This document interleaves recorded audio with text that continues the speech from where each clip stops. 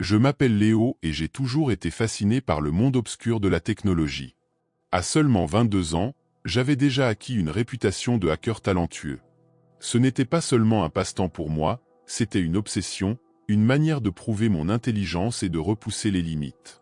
Un soir, alors que je naviguais sur la Deep Web à la recherche de nouveaux défis, je suis tombé sur un forum caché. Les discussions étaient cryptées et accessibles uniquement à ceux qui savaient où chercher. C'est là que j'ai découvert une mention d'un jeu mystérieux, décrit comme une expérience immersive et terrifiante. Les utilisateurs parlaient de ce jeu avec une sorte de respect craintif, comme s'il s'agissait d'un secret bien gardé. Ma curiosité était piquée. J'avais besoin de savoir ce qu'il y avait derrière ces rumeurs. Après quelques heures de recherche, j'ai finalement trouvé un lien de téléchargement. Le fichier était lourd et le processus d'installation, complexe, mais rien de tout cela ne m'a dissuadé. En fait, cela ne faisait qu'augmenter mon excitation. En ouvrant le jeu pour la première fois, j'ai été accueilli par une interface noire, sobre, avec une seule ligne de texte. Êtes-vous prêt à affronter vos peurs les plus profondes? Sans hésiter, j'ai cliqué sur oui. C'était un choix impulsif, irréfléchi, mais à ce moment-là, je ne pouvais pas prévoir les conséquences de cette décision. Le jeu démarra avec une musique inquiétante en arrière-plan, créant une ambiance de suspense. Je sentais déjà l'adrénaline monter, prêt à plonger dans ce monde inconnu. Mais rien ne pouvait me préparer à ce qui m'attendait vraiment. J'étais sur le point de découvrir que certains jeux ne sont pas faits pour être joués, et que certaines portes ne devraient jamais être ouvertes. J'avais déjà entendu parler de jeux immersifs sur la Deep Web, mais celui-ci était différent. Dès que j'ai lancé le programme, j'ai été accueilli par une interface d'un réalisme troublant. L'atmosphère était lourde, presque palpable, comme si quelque chose d'invisible pesait sur mes épaules. Les premières tâches semblaient presque inoffensives. Il s'agissait de résoudre des énigmes simples, de trouver des fichiers cachés sur mon propre ordinateur, des choses qui excitaient ma curiosité. Chaque tâche réussie m'apportait des points, et j'étais rapidement captivé par la compétition, le désir de découvrir ce qui m'attendait au niveau suivant. Cependant, c'est à la 4e tâche que j'ai commencé à sentir un frisson de méfiance. On me demandait de pirater un site web apparemment sans importance, juste pour voir si je pouvais le faire. C'était illégal, certes, mais la tentation était trop forte. La tâche semblait facile pour quelqu'un avec mes compétences, alors j'ai décidé de continuer. C'est là que les choses ont pris une tournure inquiétante. Peu après avoir accompli cette tâche, j'ai reçu un message anonyme sur l'interface du jeu. Bien joué, mais fais attention, les choses vont devenir sérieuses maintenant. Mon cœur a raté un battement. C'était comme si quelqu'un m'observait, connaissait chacun de mes mouvements. J'ai essayé de me rassurer en me disant que c'était juste un jeu, une simulation pour me faire peur. Mais une part de moi savait que j'étais déjà allé trop loin. Le danger devenait de plus en plus réel, et je sentais que je venais de franchir une ligne invisible.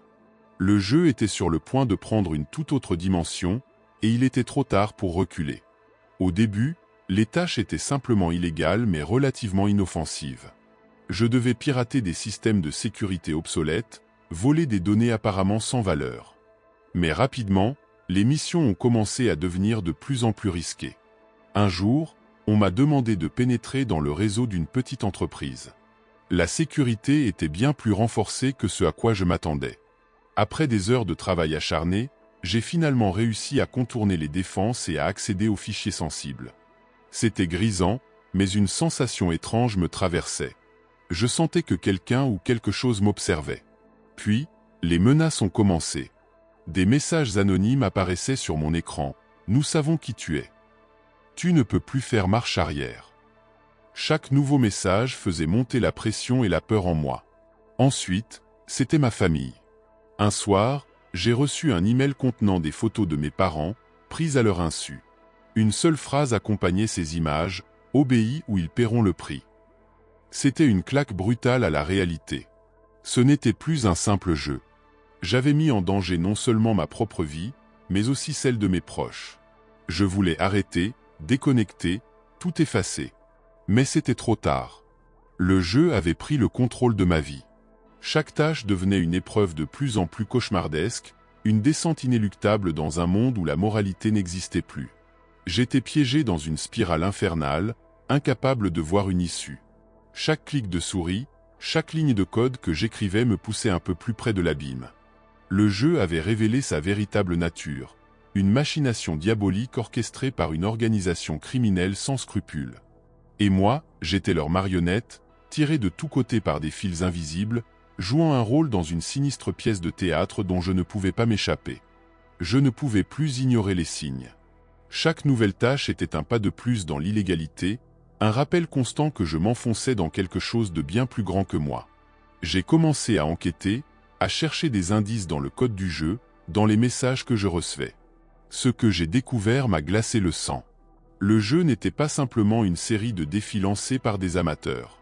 C'était une opération soigneusement orchestrée par une organisation criminelle. Ils utilisaient le jeu pour recruter des hackers, les manipuler et les pousser à accomplir des actes toujours plus odieux. Chaque tâche réussie renforçait leur emprise sur moi. Mes tentatives de sortie ont été vaines. J'ai essayé de supprimer le jeu de mon ordinateur, de couper ma connexion Internet, mais c'était comme si le programme avait infiltré chaque recoin de mon système.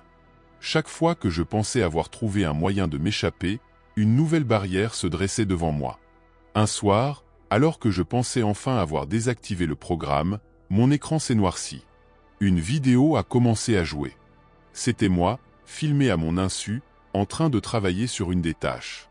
La vidéo se terminait par un plan de ma maison, suivi d'un message « Nous savons où tu vis. Il n'y a pas de fuite possible. » La paranoia m'est envahie. Chaque bruit, chaque ombre devenait une menace potentielle. Je dormais à peine, constamment sur le qui-vive. Je me sentais surveillé en permanence. Le jeu n'était plus un simple divertissement. C'était devenu une cage invisible, une prison sans barreaux, où chaque mouvement était scruté. La révélation finale est venue lorsque j'ai réussi à tracer l'origine de l'un des messages. Il provenait d'un serveur situé dans un pays éloigné, connu pour être un repère de cybercriminels. C'était la confirmation que je redoutais. J'étais en guerre contre une force que je ne pouvais pas combattre seul. L'étau se resserrait. Je devais trouver un moyen de sortir de ce cauchemar, de sauver ma vie et celle de mes proches. Mais comment échapper à des ennemis invisibles, capables de contrôler chaque aspect de ma réalité? La pression était devenue insupportable. Chaque jour, une nouvelle menace, une nouvelle tâche qui me poussait à bout. Puis est venue la dernière tâche, celle qui allait tout changer. Le message était clair, accomplis cette mission où nous détruirons ta vie et celle de tes proches. La mission était terrifiante. On m'ordonnait de pénétrer le système d'une grande institution financière et de détourner des fonds vers des comptes anonymes. C'était un crime d'une ampleur inimaginable, et je savais que les conséquences seraient désastreuses, non seulement pour moi, mais pour des centaines de personnes innocentes. J'étais au bord du gouffre, mais je ne pouvais plus reculer. J'ai décidé de jouer le tout pour le tout.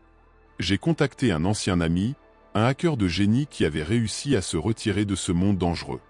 Ensemble, nous avons élaboré un plan audacieux pour piéger les criminels qui me manipulaient.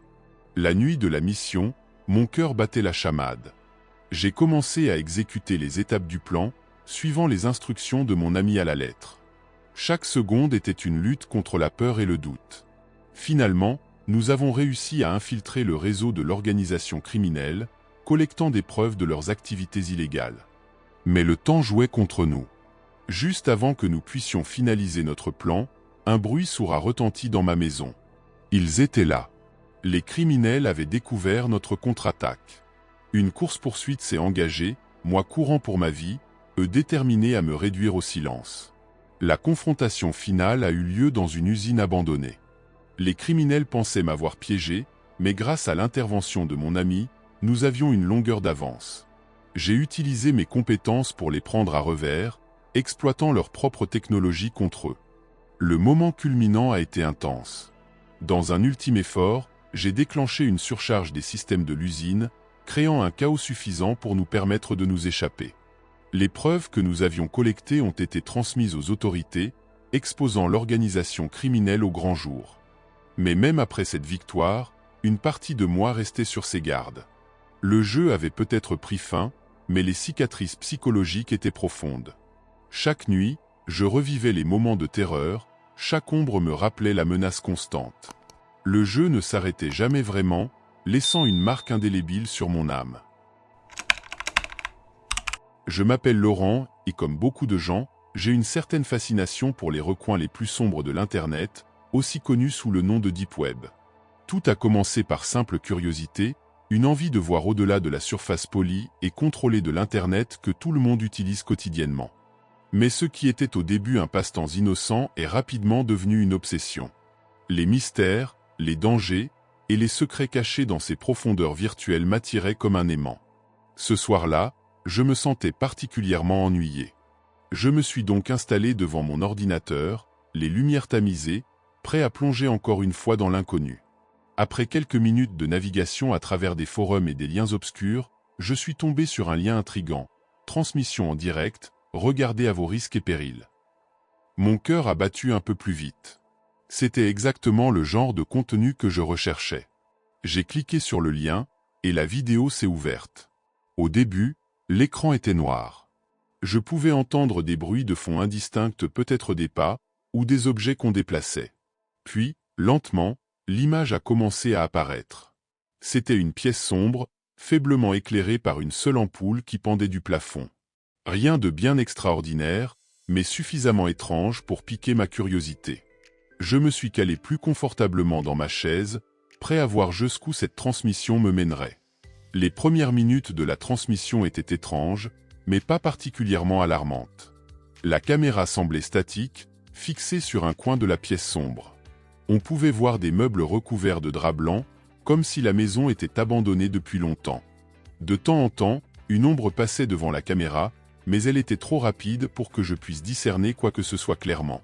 Au début, je pensais que c'était une sorte de performance artistique bizarre ou peut-être un film amateur mal fait.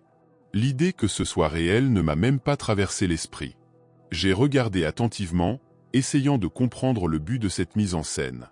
Les bruits de fond continuaient, des grincements, des chuchotements, des bruits sourds comme si quelqu'un tapait doucement sur les murs. Puis, la caméra a commencé à se déplacer lentement, révélant davantage de la pièce. Il y avait une vieille télévision dans un coin, éteinte, mais recouverte de poussière, et une porte entrebâillée qui menait probablement à un autre endroit de la maison. C'est à ce moment-là que j'ai remarqué quelque chose d'étrange. Une silhouette humaine, immobile, debout près de la porte. Je ne pouvais pas voir son visage clairement à cause de l'obscurité, mais sa présence m'a donné un frisson. La silhouette ne bougeait pas. Elle restait juste là, à observer, comme si elle savait que je la regardais. C'était perturbant, mais encore une fois, je me suis dit que ça faisait partie du spectacle. Peut-être que l'objectif était de créer une ambiance inquiétante, de jouer avec la perception du spectateur. Mais au fur et à mesure que la transmission continuait, les événements devenaient de plus en plus dérangeants. La situation a rapidement pris une tournure sinistre. La silhouette près de la porte a commencé à bouger, lentement, comme si elle traînait les pieds.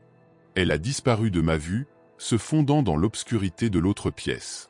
Puis, la caméra a commencé à trembler légèrement, comme si quelqu'un ou quelque chose la manipulait. Soudain, des bruits plus distincts ont commencé à se faire entendre, des gémissements faibles, presque inaudibles, suivis de grattements sur les murs. J'ai senti une montée de malaise en moi, mais j'étais incapable de détourner le regard. C'était comme regarder un accident de voiture au ralenti, horrifiant mais impossible à ignorer. La caméra a continué de se déplacer, révélant des scènes de plus en plus perturbantes. Un miroir brisé, avec des morceaux de verre éparpillés sur le sol poussiéreux, reflétait brièvement une ombre qui semblait se déplacer derrière la caméra. Puis, j'ai entendu des cris étouffés, comme si quelqu'un essayait de se faire entendre mais était bâillonné. C'est alors que j'ai vu quelque chose qui m'a glacé le sang. Une porte au fond de la pièce s'est ouverte, et la lumière de l'extérieur a révélé un corps, inerte, allongé sur le sol. Il était impossible de dire si la personne était vivante ou morte, mais la scène semblait atrocement réelle. J'ai commencé à me demander si tout cela n'était pas plus qu'une simple mise en scène. Pris de panique, j'ai décidé d'essayer de quitter le site. J'ai déplacé ma souris pour fermer la fenêtre, mais à ma grande horreur, l'écran est resté figé. Mon ordinateur ne répondait plus. J'ai appuyé sur toutes les touches possibles, sans succès. La transmission continuait, implacable, comme si elle avait pris le contrôle de mon appareil. Mon cœur battait à tout rompre, et c'est à ce moment-là que j'ai réalisé l'ampleur du danger dans lequel je me trouvais. Mon cœur battait la chamade alors que la transmission prenait une tournure encore plus personnelle et effrayante. La caméra s'est arrêtée sur un mur couvert de photographies. À première vue, elle semblait banale, mais en y regardant de plus près, j'ai eu l'impression que certaines d'entre elles étaient familières. Mon sang s'est glacé quand j'ai reconnu des photos de ma propre maison. Il y avait des clichés de mon salon, de ma cuisine, même de ma chambre. Comment cela pouvait-il être possible ? La peur s'est transformée en terreur pure lorsque j'ai réalisé que ces photos avaient été prises récemment. Quelqu'un avait été chez moi, à mon insu. Des messages ont commencé à apparaître à l'écran, tapés en temps réel. Nous savons qui tu es, nous te regardons. Puis, la caméra a capté un objet que je connaissais bien, une statuette que ma grand-mère m'avait donnée, posée sur ma table de chevet. La panique m'a submergé. J'ai essayé de crier, mais aucun son ne sortait de ma bouche. Mon ordinateur était devenu un portail vers un cauchemar dont je ne pouvais pas m'échapper. J'ai tenté une fois de plus de fermer la fenêtre, de débrancher mon ordinateur, de couper l'électricité, rien ne fonctionnait. La transmission continuait, implacable. Les messages sont devenus de plus en plus spécifiques, regarde derrière toi. Mon cœur a raté un battement. Lentement, j'ai tourné la tête, mais il n'y avait rien. Mon appartement était silencieux, à l'exception du bourdonnement constant de mon ordinateur. C'est alors que j'ai entendu un bruit distinct dans le couloir, un grincement léger mais terrifiant. Quelqu'un ou quelque chose était réellement là. Mon cauchemar devenait réalité, et j'étais pris au piège, sans aucun moyen de demander de l'aide. Le bruit dans le couloir s'amplifiait, chaque pas résonnant comme un coup de marteau dans mon esprit déjà en panique. Mon souffle était court, ma vision troublée par la peur. J'ai pris une grande inspiration, essayant de rassembler mon courage, et je me suis lentement levé de ma chaise. Tremblant, j'ai avancé vers la porte de ma chambre, chaque pas me rapprochant de l'inconnu. La lumière de l'écran de mon ordinateur projetait des ombres étranges dans la pièce, rendant l'atmosphère encore plus oppressante. En atteignant le seuil de la porte, j'ai entendu un bruit sourd derrière moi, comme si quelque chose venait de tomber. Je me suis retourné brusquement, mais il n'y avait rien d'autre que mon bureau en désordre et l'écran continuant de diffuser la transmission. Le message à l'écran avait changé, « Nous sommes ici ». Le silence pesant a été soudainement brisé par un craquement survenant de l'autre côté de l'appartement. Quelqu'un était vraiment là. J'ai attrapé la première chose à portée de main, une vieille batte de baseball, et je me suis dirigé vers le bruit, mon cœur battant à tout rompre. En atteignant le salon, j'ai vu la porte d'entrée légèrement ouverte, oscillant doucement. Mon esprit tournait à toute vitesse, essayant de comprendre comment ils étaient entrés. C'est alors que j'ai ressenti une présence derrière moi. Une ombre se dessina sur le mur devant moi, se rapprochant lentement. Je me suis retourné, brandissant la batte, prêt à me défendre, mais il n'y avait personne. Juste une sensation glaciale qui me parcourait l'échine. Puis, j'ai entendu un murmure, si proche que j'ai senti le souffle sur ma nuque, « Nous te regardons ». Terrifié, j'ai couru vers la porte d'entrée et les claqué derrière moi, descendant les escaliers 4 à 4. Une fois dehors, j'ai réalisé que la transmission continuait toujours sur mon téléphone, maintenant dans ma poche. Le dernier message était clair et terrifiant, « Tu ne peux pas nous échapper ». Je me suis enfui dans la nuit, sans savoir où aller, juste avec la certitude que ma vie ne serait plus jamais la même. Il m'avait trouvé, et où que j'aille, il serait toujours là, me regardant. Depuis que je suis enfant, j'ai toujours eu une fascination pour les mystères non résolus et les histoires sombres. Devenir journaliste était pour moi une manière de donner un sens à cette passion, de creuser plus profondément là où d'autres n'oseraient pas aller. C'est ainsi que je suis tombé sur un forum secret dans les recoins obscurs de la Deep Web. On en parlait à voix basse, comme d'une légende urbaine, mais je savais que derrière ces murmures se cachait une vérité. Un jour, après des heures de recherche et de navigation prudente, je l'ai finalement trouvé. Ce n'était pas un forum comme les autres. Les discussions tournaient autour de contrats pour des meurtres, comme si la vie humaine n'était qu'une marchandise à échanger. Mon cœur battait la chamade. Je tenais là un scoop capable de faire exploser cette sombre toile de mensonges et de violence. Exposer ce réseau pourrait me propulser au sommet de ma carrière. Mais plus que tout, c'était l'idée de rendre justice qui m'animait. Je ne pouvais pas rester les bras croisés. Mon plan était risqué, je le savais. M'infiltrer parmi eux, prétendre être l'un des leurs pour recueillir assez de preuves et enfin exposer leur ignoble commerce. La détermination brûlait en moi, me poussant à prendre des mesures que je n'aurais jamais imaginé prendre. C'était le début d'une enquête qui allait bouleverser ma vie à jamais. J'ai créé une nouvelle identité, une couverture suffisamment crédible pour tromper ceux qui fréquentaient ce forum. Il fallait que je sois méticuleux, que je ne laisse rien au hasard. Pendant des semaines, j'ai étudié les discussions, analysé les échanges de codes et les comportements. Chaque détail comptait. Peu à peu, j'ai commencé à m'intégrer, à gagner la confiance de certains membres. Je n'oublierai jamais la première fois que j'ai accédé à une section réservée, où les contrats de mort étaient discutés ouvertement. C'était comme plonger dans un abîme de noirceur. Les détails froidement échangés, les sommes d'argent offertes, tout cela me donnait la chair de poule. Je prenais des notes frénétiques, enregistrant tout ce que je pouvais. Chaque découverte me rapprochait un peu plus de la vérité, mais aussi du danger. J'apprenais comment les victimes étaient ciblées, comment les assassins étaient recrutés.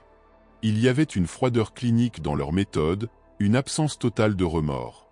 Je savais que j'avais entre les mains des preuves capables de démanteler ce réseau, mais à chaque connexion, je sentais le poids d'un regard invisible, comme si quelqu'un, quelque part, commençait à soupçonner ma présence. Malgré la peur grandissante, je ne pouvais pas reculer. J'étais allé trop loin, et le monde devait savoir.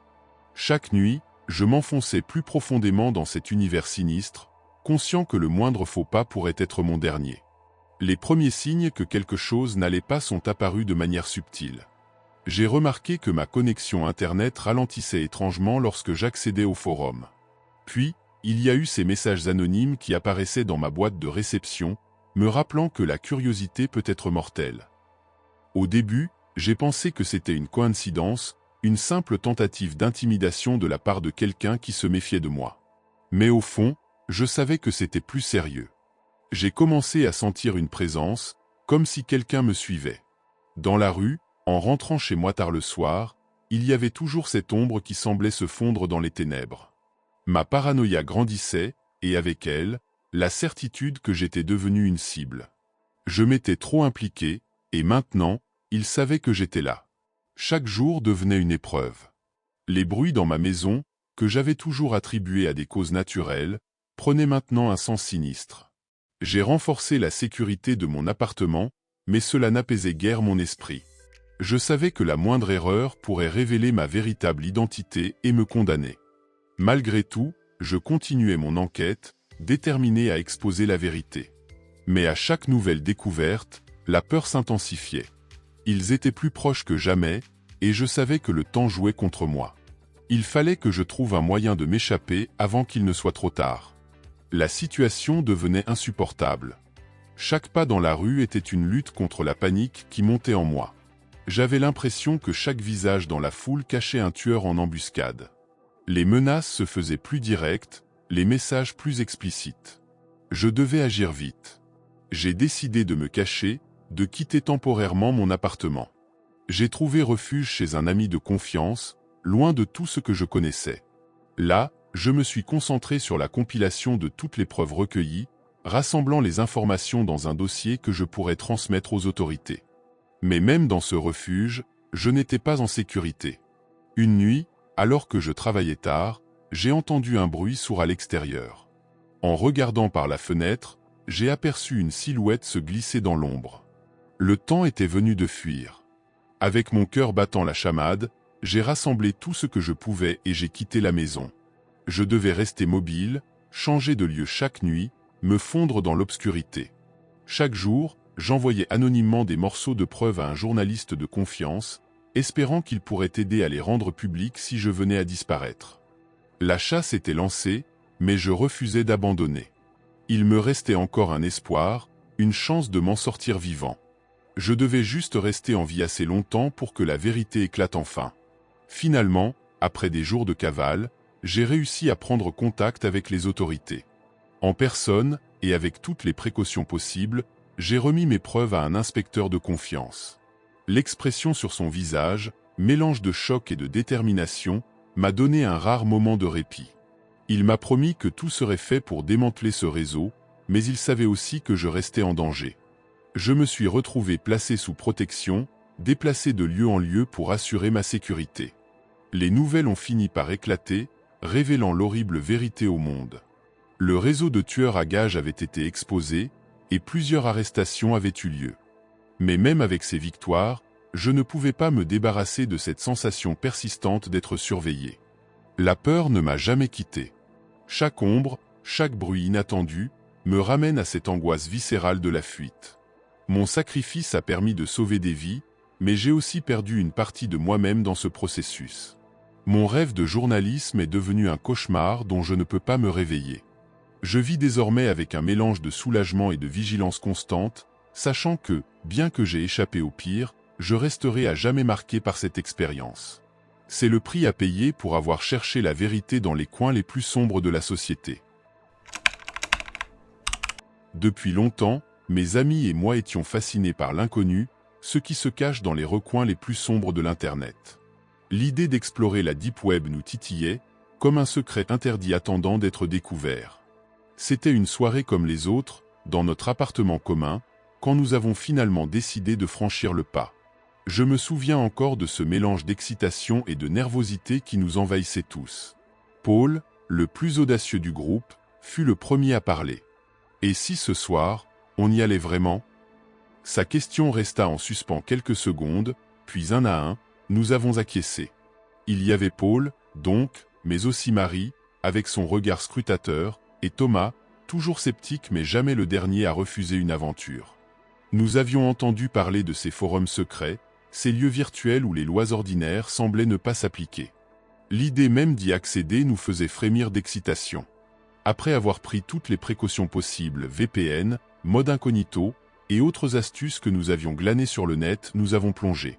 La première connexion fut une expérience en soi. L'interface sombre et minimaliste de la Deep Web nous donnait l'impression d'être dans un autre monde. Nous explorions prudemment, naviguant entre les pages obscures et les forums anonymes.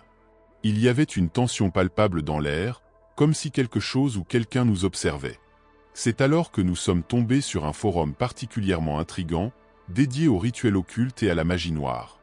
Les titres des sujets étaient à la fois fascinants et terrifiants. Invocation des esprits anciens, rituel pour lier les âmes. Paul, toujours le plus curieux, cliqua sur un sujet qui semblait décrire un rituel de protection. Nous étions loin de nous douter que ce clic allait changer nos vies à jamais. En parcourant les messages, nous avons trouvé un rituel qui promettait de révéler les vérités cachées. On devrait essayer, pour rire, suggéra Marie. L'idée semblait innocente, presque ludique. Après tout, ce n'était qu'un texte sur un écran, rien de plus. Nous avons donc commencé à lire à haute voix, chacun prenant une phrase à tour de rôle. Ce soir-là, l'atmosphère changea subtilement. Un courant d'air glacial traversa la pièce, et un silence pesant s'installa. Nous avons tous ressenti ce frisson étrange, mais nous avons ri, essayant de nous convaincre que ce n'était qu'une coïncidence. Si seulement nous savions. Nous avions plongé plus profondément dans ce forum dédié aux rituels occultes, notre curiosité surpassant notre bon sens. C'était comme tomber dans un terrier de lapins sans fond, chaque clic nous menant vers des recoins de plus en plus sombres. Paul, en particulier, semblait fasciné par les descriptions détaillées de rites anciens et de sortilèges. C'est lors d'une de ces explorations nocturnes que nous avons trouvé un sujet intitulé « Le rituel de l'ombre ». Il promettait de dévoiler les secrets les plus profonds de l'univers, de donner un pouvoir inimaginable à quiconque oserait le lire à voix haute. C'est probablement un canular, dit Thomas, toujours sceptique. Mais il y avait quelque chose dans la façon dont le texte était écrit, une gravité qui ne pouvait pas être simplement ignorée. Nous avons décidé de lire le rituel ensemble, pour le plaisir. Après tout, quelle était la probabilité que des mots sur un écran puissent réellement invoquer quelque chose de surnaturel ? Nous nous sommes assis en cercle dans le salon, l'écran d'ordinateur illuminant nos visages tendus. Chacun de nous a pris une partie du texte, lisant les incantations dans un murmure presque solennel. À mesure que les mots sortaient de nos bouches, une sensation étrange a envahi la pièce. La température semblait chuter, et une odeur de soufre flottait dans l'air. Nous avons ri nerveusement, attribuant ces sensations à notre imagination hyperactive. Mais au fond de moi, je sentais que quelque chose n'allait pas. Après avoir terminé la lecture, un silence pesant s'installa. Nous nous regardions, essayant de capter des signes d'une réaction quelconque, mais rien ne se produisit immédiatement. La déception mélangée au soulagement se lisait sur nos visages. Nous avons plaisanté sur notre aventure stupide et avons décidé d'aller nous coucher. C'est au cours des jours suivants que les choses ont commencé à devenir vraiment bizarres. Paul a été le premier à remarquer quelque chose d'étrange. Il se plaignait de bruits nocturnes, comme des chuchotements indistincts qui semblaient provenir des coins les plus sombres de sa chambre. Marie, elle, parlait de rêves perturbants où une silhouette sombre la suivait, peu importe où elle allait. Quant à moi, j'ai commencé à sentir une présence constante derrière moi, une sensation glaciale qui me suivait partout. Parfois, je pensais apercevoir une ombre se glisser dans le coin de mon œil, mais elle disparaissait toujours quand je me tournais pour regarder. Ce qui avait commencé comme une simple blague se transformait rapidement en une réalité effrayante. Nous avions ouvert une porte que nous ne savions pas refermer, et maintenant, quelque chose de sombre et de sinistre s'était glissé de l'autre côté. Les jours suivants, la tension parmi nous devint palpable. Ce qui avait commencé comme une simple exploration curieuse se transformait en un véritable cauchemar. Chacun de nous commençait à vivre des expériences de plus en plus terrifiantes et inexplicables. Paul fut le premier à admettre qu'il ressentait une présence constante autour de lui. « Il y a quelque chose qui me suit », nous confia-t-il, ses yeux montrant une peur que je n'avais jamais vue auparavant. Il décrivit des bruits de pas dans son appartement, des objets déplacés sans explication. Une nuit, il s'était réveillé avec des marques de griffures sur ses bras, comme si une créature invisible l'avait attaqué. Marie, habituellement si rationnelle, devenait de plus en plus perturbée par ses cauchemars. Chaque nuit, c'est la même chose, disait-elle, les larmes aux yeux. Une silhouette sombre qui m'observe, qui murmure des choses que je ne comprends pas. Et elle se rapproche de plus en plus. Elle semblait épuisée, ses traits tirés par la fatigue et la peur. Quant à moi, j'avais commencé à entendre des voix. Elles étaient faibles au début, comme des murmures à peine perceptibles, mais elles devinrent rapidement plus claires et plus menaçantes. Des phrases comme « tu ne peux pas échapper » ou « nous t'avons maintenant » résonnaient dans ma tête, même en pleine journée.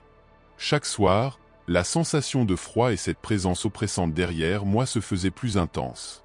Thomas, notre sceptique de toujours, ne pouvait plus nier l'évidence. Il commença à voir des ombres mouvantes dans sa maison, des silhouettes qui semblaient se fondre dans les murs à son approche. Il était devenu pâle, inquiet, une ombre de lui-même. Nous décidâmes de nous retrouver tous ensemble pour discuter de ce qui se passait. C'était clair, quelque chose de maléfique nous avait pris pour cible. Nous devons comprendre ce que nous avons fait et comment y remédier, déclara Paul, déterminé mais terrifié. Nous avons convenu de rechercher toutes les informations possibles sur ce rituel que nous avions lu, espérant trouver un moyen de stopper ce cauchemar. Nos recherches sur la Deep Web nous conduisirent à des discussions encore plus inquiétantes. Ce rituel, que nous avions pris pour une simple blague, était en fait connu pour invoquer une entité ancienne et malveillante, une créature de l'ombre qui se nourrissait de peur et de souffrance humaine. Nous avions lu les avertissements à la légère, et maintenant, nous en payons le prix. Le pire, c'était cette sensation croissante que l'entité gagnait en force. Chaque manifestation semblait plus audacieuse, plus dangereuse. Nous savions que le temps nous était compté. Si nous ne trouvions pas rapidement comment inverser le rituel, nous risquions de perdre bien plus que notre santé mentale. Les jours suivants, notre vie devint une course contre la montre. Nous devions trouver un moyen de stopper cette entité avant qu'elle ne nous détruise complètement. Nos recherches sur la Deep Web et nos discussions avec des forums spécialisés en occultisme devinrent notre priorité absolue. Nous avons d'abord essayé de contacter des experts en magie noire. La plupart de nos messages restaient sans réponse, et ceux qui répondaient semblaient nous prendre pour des fous ou des amateurs en quête de sensations fortes. Mais finalement, nous avons trouvé une personne prête à nous aider. Il s'appelait Ézéchiel, et son profil montrait une connaissance approfondie des rituels et des entités surnaturelles. Ézéchiel nous expliqua que pour défaire ce que nous avions invoqué, nous devions réaliser un contre-rituel complexe. Il nous envoya les instructions détaillées, accompagnées d'avertissements sévères. Le moindre faux pas pourrait aggraver votre situation, nous écrivit-il. Cela n'ajoutait qu'à notre angoisse, mais nous n'avions pas d'autre choix.